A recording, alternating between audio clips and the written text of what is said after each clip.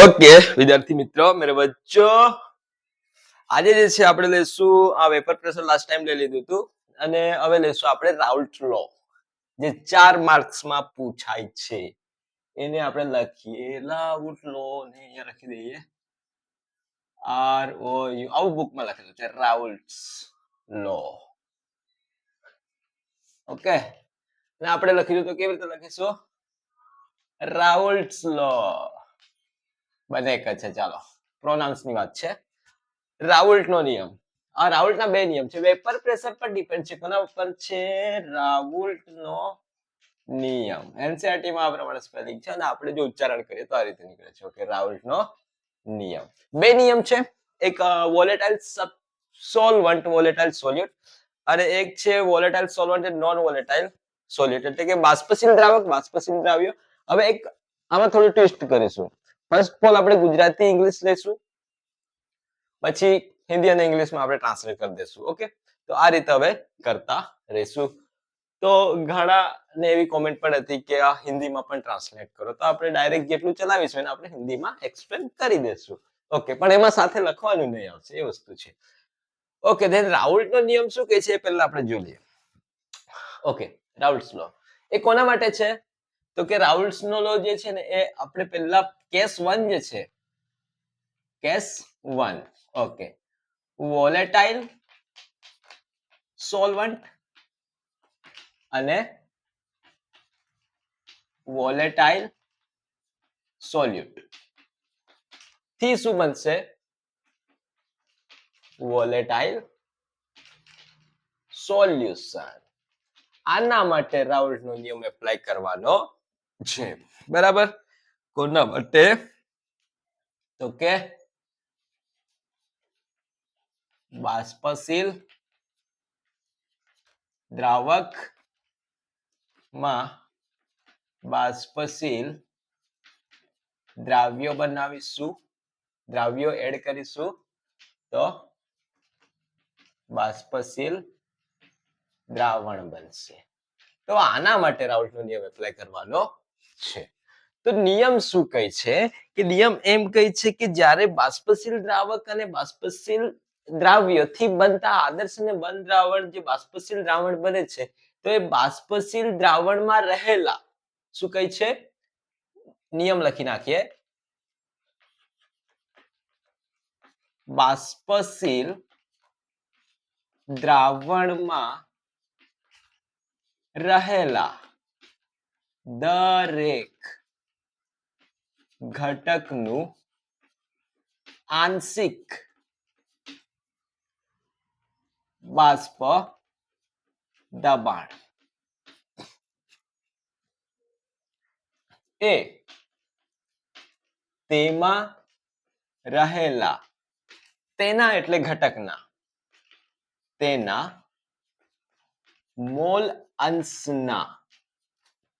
Mall અંશના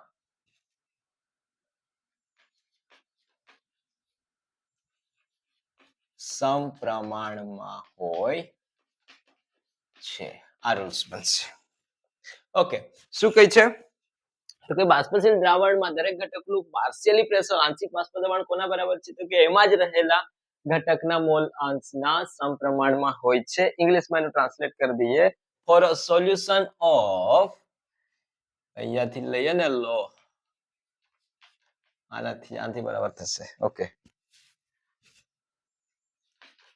for a solution of કેવો volatile liquid છે કેવું લિક્વિડ છે વોલેટાઇલ લિક્વિડ છે ધ પાર્શિયલી વેપર પ્રેશર કયું the partially vapour pressure for each component શું થશે partially pressure of each component of solution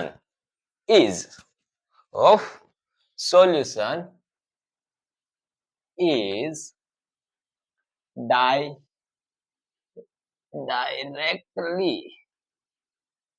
directly proportional to the its mole fraction in present mole fraction present in solution એવું કહે છે. Okay, present in solution. હા, for a solution of volatile liquid કે volatile liquid છે એનું solution, the partially vapor pressure of each component of solution is directly proportional to the its mole fraction present in a solution. Okay, તો એ જ વસ્તુ થઈને એમ કહેવા માંગે છે કે બાષ્પશીલ દ્રાવણ જે છે તમારા કે પાર્શિયલી પ્રેશર જે કમ્પોનન્ટ છે જે પાર્ટિકલ છે પાર્ટિકલનું પાર્શિયલી પ્રેશર કોના બરાબર છે કે અંદર રહેલા મોલ ફ્રેક્શન બરાબર છે.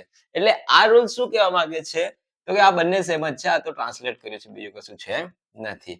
એટલે રાઉલ્ટ શું કહેવા માંગે છે તો કે રાઉલ્ટ અને થિયરેટિકલ તમે જોવા જાવ તો P is directly proportional to X એવું કહેવા માંગે છે.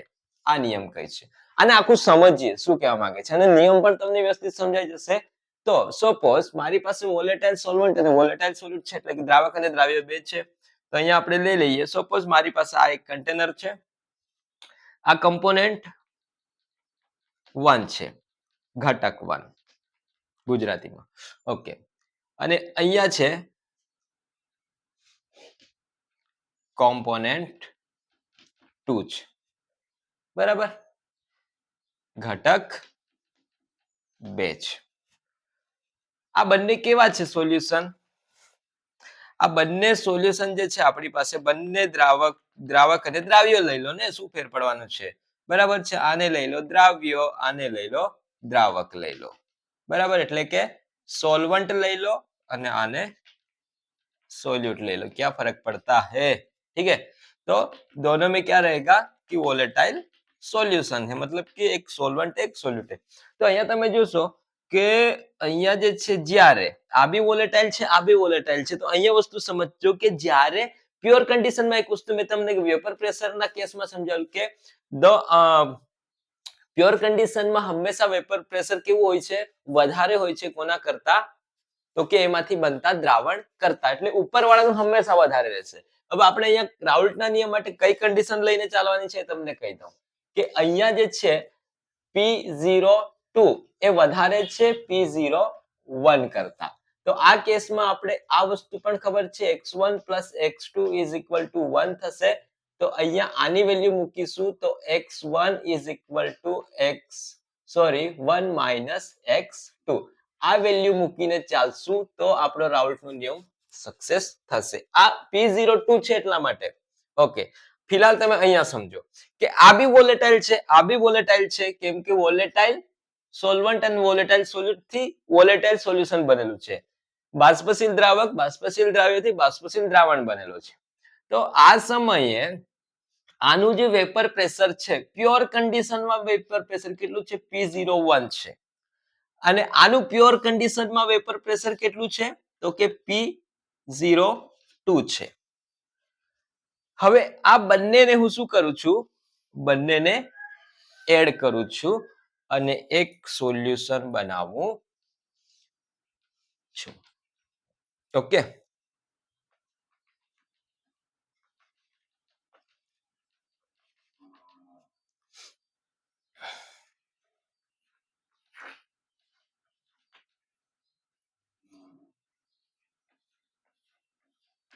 બંનેને ભેગા કર્યા.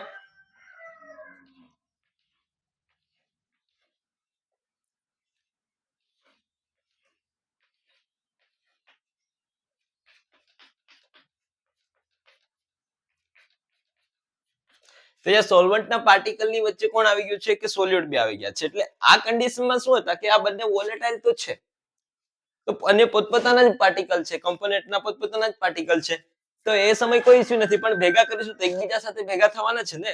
તો અહીંયા જે છે શું બનશે કે અહીંયા જે પ્રેશર બનશે કમ્પોનેન્ટ એ નું કમ્પોનન્ટ એ અને કમ્પોનન્ટ બે બંને છે. આનું વેપર પ્રેશર P1 બનશે અને આ સોલ્યુશન બની ગયું છે. હવે કયું સોલ્યુશન એટલે કે દ્રાવણ બની ગયું છે.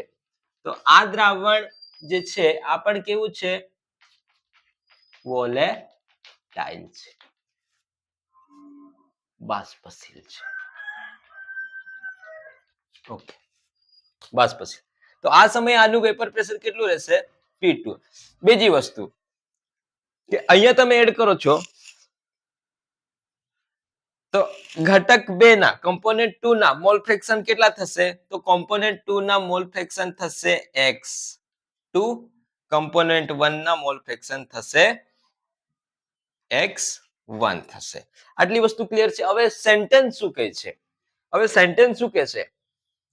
સેન્ટેન્સ એમ કહે છે કે અહીંયા જેટલું વેપર પ્રેશર બને છે એ અંદર રહેલા પાર્ટિકલના મોલ ફ્રેક્શન બરાબર હોય છે. કે આ જે વેપર પ્રેશર જનરેટ થાય છે વોલેટાઇલ સોલ્યુશનમાં, તો આ વેપર પ્રેશર કના બરાબર છે? તો કે અંદર જેટલા પણ મોલ ફ્રેક્શન છે એના ઇક્વલ છે. વસ્તુ ક્લિયર થઈ? આ વસ્તુ કહે છે તમારો નિયમ. અંદર જેટલા મોલ ફ્રેક્શન છે એટલું જ વેપર પ્રેશર એમ કહે છે. તો આનું ટોટલ વેપર પ્રેશર કેટલું થશે? પી ટોટલ જોવા જઈએ તો પી ટોટલ કેટલું થશે કે આ સોલ્યુશનમાં આ જે નીચેવાળો કેસ જે છે આ નીચેવાળા કેસમાં કેટલું થશે કે પી ટોટલ ડાલ્ટનના નિયમ પ્રમાણે શું ભણેલા છે? તો કે ડાલ્ટનના નિયમ પ્રમાણે અહીંથી ચાલુ કરી દઈએ પી સોરી અહીંયા પી ટોટલ બરાબર શું થશે? P1 P2 થશે. એટલે કે જેટલા પણ સપોઝ હું કોઈ ફુગ્ગો છે એમાં હવા ભરું છું, એ હવાનું ટોટલ દબાણ કેટલું, ટોટલ બાષ્પ દબાણ કાં તો દબાણ કેટલું, પ્રેશર કેટલું, તો એ કેટલું થશે? તો કે અંદર જેટલા બી વાયુઓ છે વાયુના સરવાળા બરાબર. તો અહીંયા જેટલા કેટલા છે? બે કોમ્પોનન્ટ છે તો બે P1 P2 થશે. તો રાઉલ્ટના નિયમ પ્રમાણે હવે ચાલુ કરીએ. રાઉલ્ટના નિયમ પ્રમાણે according to Raoult law, according to Raoult's law, okay, રાઉલ્ટના નિયમ પ્રમાણે ગુજરાતીમાં પણ લખી દઈએ. રાઉલ્ટના નિયમ પ્રમાણે ઓકે, અહીંયા કેસ 1 લઈએ, અહીંયા કેસ 2 લઈએ. રાઉલ્ટનો નિયમ શું કહે છે કે અંદર દ્રાવણનું બાષ્પ દબાણ કોના બરાબર છે? જે દ્રાવણમાં જે છે દ્રાવણનું બાષ્પ દબાણ વેપર પ્રેશર કોના બરાબર છે? તો કે અંદર રહેલા મોલ ફ્રેક્શન બરાબર છે. તો કેસ 1 માટે શું લખી શકાય? તો કે P1 directly proportional to mole fraction 1. તો હવે જો અહીંથી હું ચલન કાઢીશ તો અહીંયા મારે કંઈક લખવું પડશે. તો P1 ઇઝ ઇક્વલ ટુ શું થશે? P01 x1 અચળાંક લખ્યું. શુદ્ધ અવસ્થાનું બાષ્પ દબાણ છે, આ હંમેશા વધારે હોય છે, યાદ રાખજો. એ લખ્યું. તો એ પ્રમાણે અહીંયા પણ લખી શકાશે કે P2 is directly proportional two x2. આ રાઉલ્ટનો નિયમ છે ને, અંદર રહેલું પ્રેશર કોના પર છે? મોલ ફ્રેક્શન બરાબર છે. તો અહીંયા થશે તો કે P2 is equal to P02 x2 થશે. ઓકે, હવે ડાલ્ટનના નિયમ પ્રમાણે શું લખી શકાય? તેથી ડાલ્ટનના નિયમ પ્રમાણે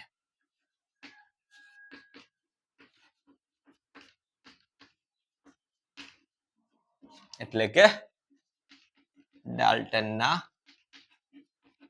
નિયમ પ્રમાણે શું લખાશે?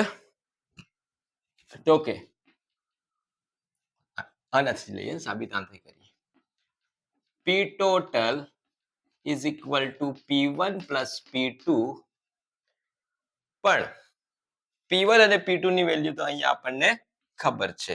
તો આપણે અહીંયા લખી શકીએ કે P total is equal to P01 x1 plus P02 x2 લખી શકાય. હવે આપણને એ બીજી વસ્તુ પણ ખબર છે. અહીંયા નીચે સુધી દેખાય છે? કીધું જરા ક્યાં સુધી દેખાય છે તે નીચે સાબિત કરીએ. कहां तक दिख रहा है? यहां तक, અહીંયા સુધી, અહીંયા સુધી કે તેના કરતા ઉપર જ લઈએ? ચાલો, તો અહીંયા શું થશે તો કે રાઉલ્ટના નિયમ પ્રમાણે જે છે પી ટોટલ તમારો ડાલ્ટન છે પી.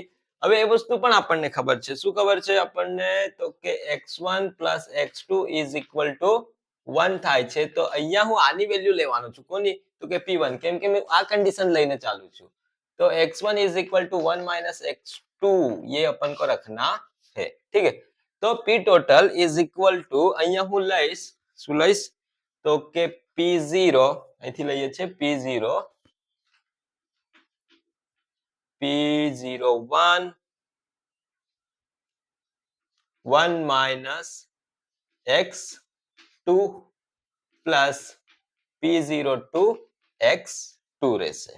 હવે આનું સાદું રૂપ આપીએ p total = p01 આની સાથે થયું પેલાની સાથે પણ થશે minus p01 x2 plus p02 x2.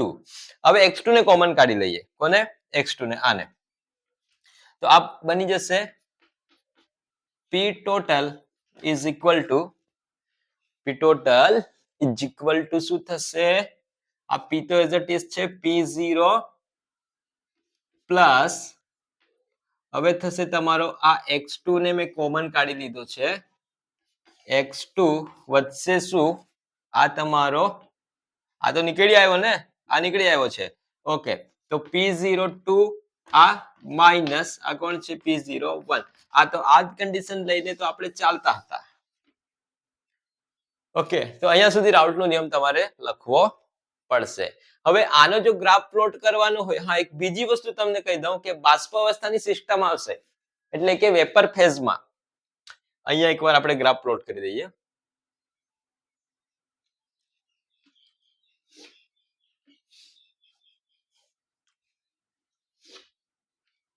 અહીંયા લઈએ ચાલશે નાનો આવશે તો કઈ વાંધો નહીં.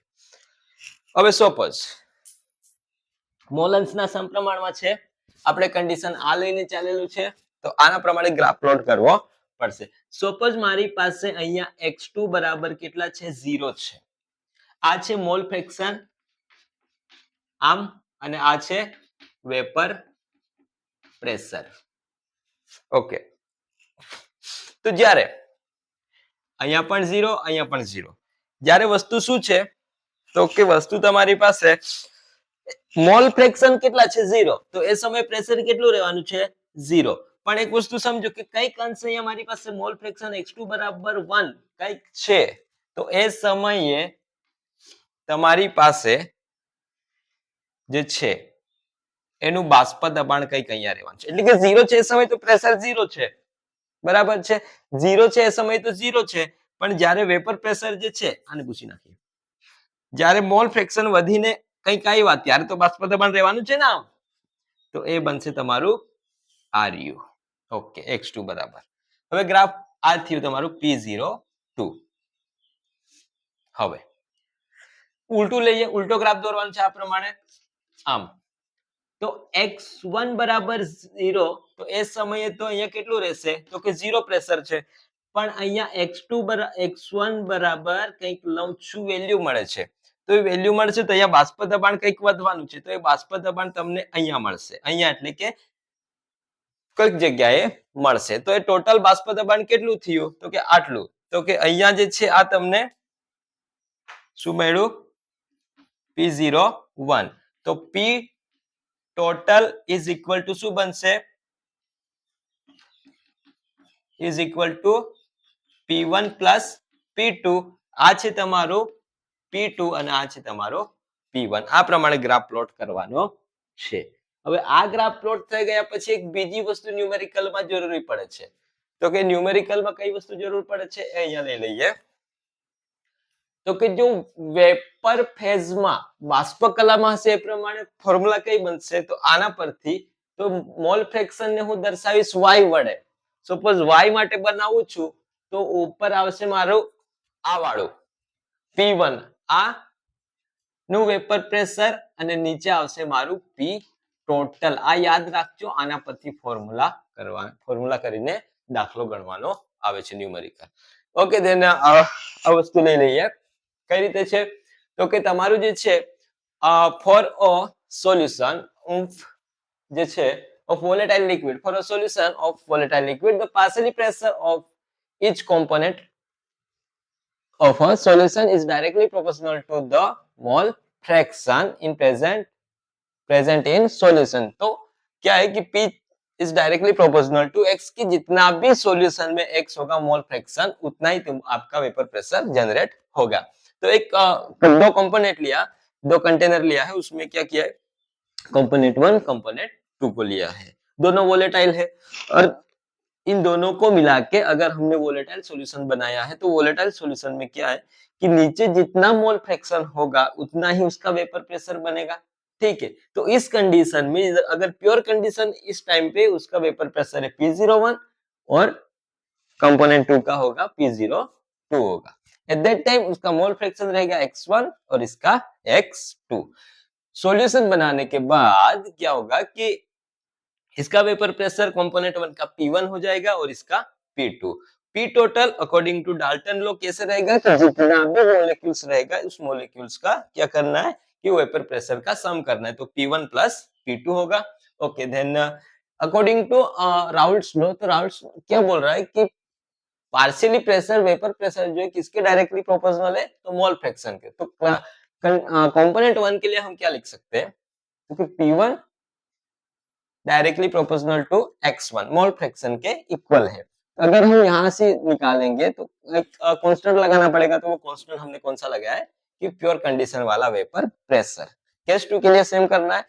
अकॉर्डिंग टू डाल्टन्स लॉ तो दोनों को सम करके इन दोनों की वैल्यू क्या रहेगी, तो कि ऊपर जो हमने फाइंड किया है वो करना है. उसके बाद क्या करेंगे, तो सिंप्लीफाई करेंगे तो उसमें क्या रहेगा कि हमको कंडीशन क्या लेके चलना है कि P02 ज्यादा है P01 से, मतलब इसका वेपर प्रेशर ज्यादा है, इसका कम है. तो इस कंडीशन में हमको X1 की वैल्यू लेनी पड़ेगी. अगर ये X1 मोल फ्रैक्शन का वैल्यू जो है हम कैसे निकाले थे कि हमको पता है कि मोल फ्रैक्शन का जितना भी मोल फ्रैक्शन होगा उस मोल फ्रैक्शन का सम कितना होगा, 1 होगा. तो 1 माइनस X2 ये हमने वैल्यू इस यहां से लिया P02 X2 सम किया, इसके दोनों में से X2 को कॉमन निकाल दिया, P01 plus X2 P2 minus P1. ये अपन का डाल्टन का लॉ, सॉरी अपना जी राउल्ट्स लॉ जो है वो हो गया. ये कैसे ड्रॉ करना है, अगर इस तरफ मोल फ्रैक्शन आपका 0 है तो प्रेशर 0 रहेगा, मोल फ्रैक्शन रहेगा तो कुछ प्रेशर बनेगा, तो यहाँ तक प्रेशर बनेगा. अब अगर इसको यहाँ ऊपर दिया है तो ऊपर क्यों दिया है, क्योंकि हमने ये कंडीशन लेके किया है कि P02 ज्यादा है P01 से. ठीक है, उस तरफ से X1 is a 0, X1 is a 1, then यहाँ पे कुछ प्रेशर बनेगा. और वेपर फेज में क्या रहेगा कि वेपर फेज में एक Y1 is equal to P1 बटा P टोटल. ये आपका वेपर फेज में मोल फ्रैक्शन, वेपर फेज में मोल फ्रैक्शन जिसको हम Y से डिनोट कर रहे हैं वो फाइंड करने के लिए, तो ये है રાઉલ્ટ લો. ઓકે, દેન આ પ્રમાણે રાઉલ્ટ લો તમારે કરવાનો થશે. ઈઝી છે, આવડી જશે. P1 P2 આની વેલ્યુ P ચલે છે X1 X2 P01 ચલન અચળાંક કાઢીશું, X2 નીકળશે, બંનેનો સરવાળો, બંનેની વેલ્યુ મૂકવાની. ત્યારબાદ આ વસ્તુ આપણને આગળના લેક્ચર તમારે જોવા પડશે કે ભાવ ક્યાંથી લાવ્યો, બરાબર, આ વસ્તુ કરશો. ત્યારબાદ P ટોટલ મારીને આને કોમન કાઢી લેશો. આ તો એઝ ઇટ ઇઝ છે, પછી જે છે તમારું પ્લસ, આ તો કોમન કાઢી લીધું ને, P2 માઇનસ P1 થશે. ઓકે, દેન આ પ્રમાણે છે, ઈઝી છે, થઈ જાય એવું છે. 4 માર્ક્સ માટે આવે છે, યાદ રાખો. કેટલા? 4 માર્ક્સ બોર્ડની એક્ઝામમાં, ફોર બોર્ડ એક્ઝામ. તો આઈ હોપ કે આ ગુજરાતી મીડિયમ ઇંગ્લિશ મીડિયમ બેવને ખ્યાલ પડી ગયો હોય. જો ખ્યાલ પડ્યો હોય તો કોમેન્ટ્સ કરજો, એટલે કે ખ્યાલ પડે કે હા આ રીતે બંને એક જ લેક્ચરમાં બંનેને આવરી લેવાય છે. ઠીક છે, તો આ પ્રમાણે કરીએ. નેક્સ્ટ લેક્ચર આના પરથી જે કોલિગેટિવ પ્રોપર્ટી RLVP એ પણ આપણે લઈ લઈશું, બેક ટુ બેક બનાવી દઈએ લેક્ચર. ઠીક છે, RLVP બાષ્પ દબાણમાં થતું સાપેક્ષ, આ રૂલ્સ આવશે. આ ડાલ્ટનનો સોરી રાઉલ્ટનો નિયમ આવડશે, રાઉલ્ટનો બીજો નિયમ છે RLVP.